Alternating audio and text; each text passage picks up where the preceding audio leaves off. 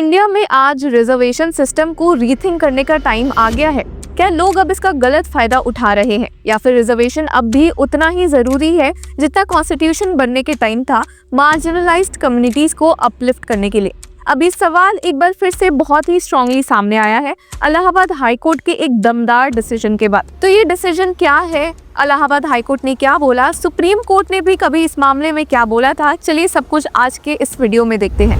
अब इस केस का बैकग्राउंड भी काफी इंटरेस्टिंग है और थॉट प्रोवोकिंग भी। एक पिटिशनर जितेंद्र सहानी ने कोर्ट के सामने एक अफिडेविट फाइल किया जिसमें उसने अपना रिलीजन हिंदू मेंशन किया, लेकिन रिकॉर्ड के हिसाब से वो क्रिश्चियनिटी में कन्वर्ट हो चुका था। कोर्ट ने कह दिया कि ये तो क्लियरली एक कॉन्ट्रडिक्शन है और अगर कोई कन्वर्जन के बाद भी कोई कास्ट बेस्ड बेनिफिट क्लेम करता है तो सुप्रीम कोर्ट के वर्ड्स में ये फ्रॉड ऑन द कॉन्स्टिट्यूशन है। इलाहाबाद हाई कोर्ट ने रिसेंटली एक इम्पोर्टेंट डायरेक्शन इशू किया जिसमें कोर्ट ने यूपी के सभी डिस्ट्रिक्ट मजिस्ट्रेट्स को ऑर्डर दिया कि वो उन सब केसेस की जांच करें जहां लोग अपना रिलीजन हिंदुइज्म से कन्वर्ट करने के बाद भी फ्रॉडुलेंटली शेड्यूल्ड कास्ट कैटेगरी का सर्टिफिकेट यूज कर रहे हैं। अभी मैटर तभी सामने आया जब ये पिटिशनर अपने एफिडेविट में रिलीजन हिंदू मेंशन कर गए थे, लेकिन रिकॉर्ड्स के हिसाब से वो क्रिश्चियनिटी में कन्वर्ट हो चुके थे।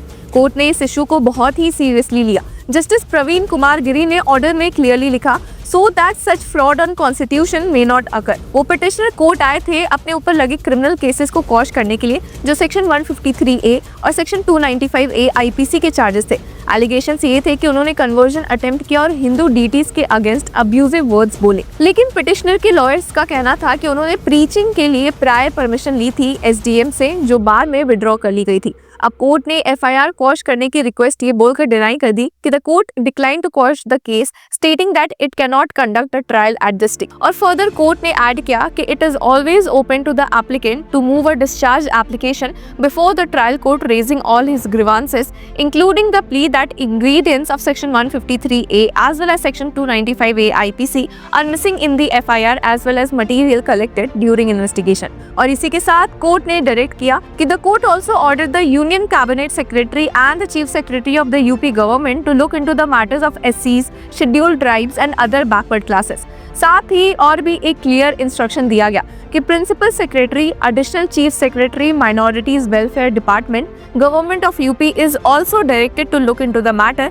एंड टेक अप्रोप्रिएट एक्शन और pass appropriate order giving direction to the authority so that law may be executed in reality true sense. एक और इम्पोर्टेंट स्टेटमेंट कि additional chief secretary social welfare department is also directed to act in accordance with law.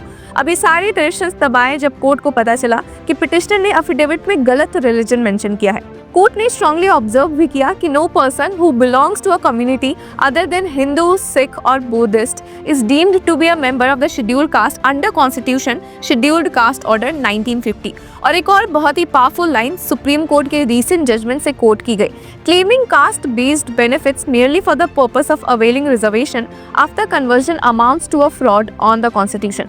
बस एक line ने पूरी debate को ignite कर दिया। बहुत लोग पूछ रहे हैं कि क्या कन्वर्जन के बाद भी एससी रिजर्वेशन बेनिफिट मिलना चाहिए? अगर किसी रिलीजन के अंदर कास्ट बेस्ड डिस्क्रिमिनेशन एग्जिस्ट ही नहीं करता तो फिर कास्ट बेस्ड बेनिफिट्स का लॉजिक क्या बनता है? अब इलाहाबाद हाई कोर्ट ने आंध्र प्रदेश हाई कोर्ट के एक जजमेंट का भी रेफरेंस दिया।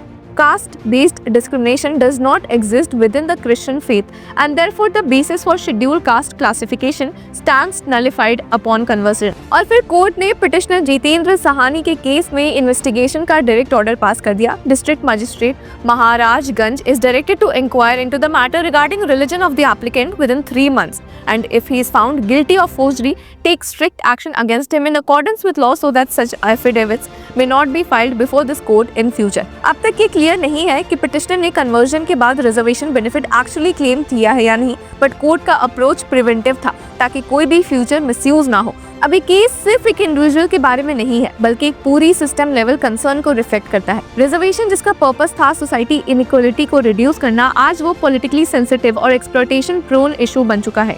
रियल बेनिफिशियरीज स्टिल स्ट्रगल करते हैं और मिसयूज करने वाले लूप होल्स ढूंढ लेते हैं। आज का यूथ जेन्युइनली पूछ भी रहा है कि why should someone get opportunities they don't deserve, why should merit lose because someone cheated the system. अगर कन्वर्जन इक्वलिटी का प्रॉमिस देते हैं तो फिर रिजर्वेशन का क्लेम क्यों? और इस जजमेंट के बाद एक और बड़ा क्वेश्चन सामने कि क्या रिजर्वेशन को मॉडर्नाइजेशन की जरूरत है?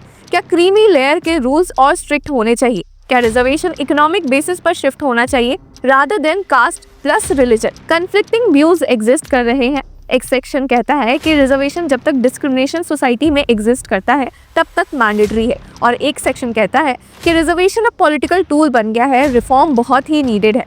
लेकिन एक बात तो पक्की है कि जब खुद कोर्ट बोले कि फ्रॉड ऑन द कॉन्स्टिट्यूशन, तो मैटर सिर्फ इमोशनल या पॉलिटिकल नहीं, लीगल एंड एथिकल बन जाता है। इस जजमेंट को एक वेकअप कॉल की तरह भी देखा जा सकता है। जुडिशरी कह रही है कि अगर रिजर्वेशन एक लाइफलाइन है तो उसको हैक नहीं होने देंगे। अगर इक्वलिटी एक गोल है तो फेयरनेस इंश्योर करना ही पड़ेगा। और रियल डिबेट ये नहीं कि रिजर्वेशन हटा देना चाहिए या नहीं, रियल डिबेट ये है कि कैसे इंश्योर करे कि रिजर्वेशन उन लोगों तक ही जाए जिनके लिए वो इंटेंडेड था, कैसे मिसयूज को कम्प्लीटली स्टॉप किया जा सके।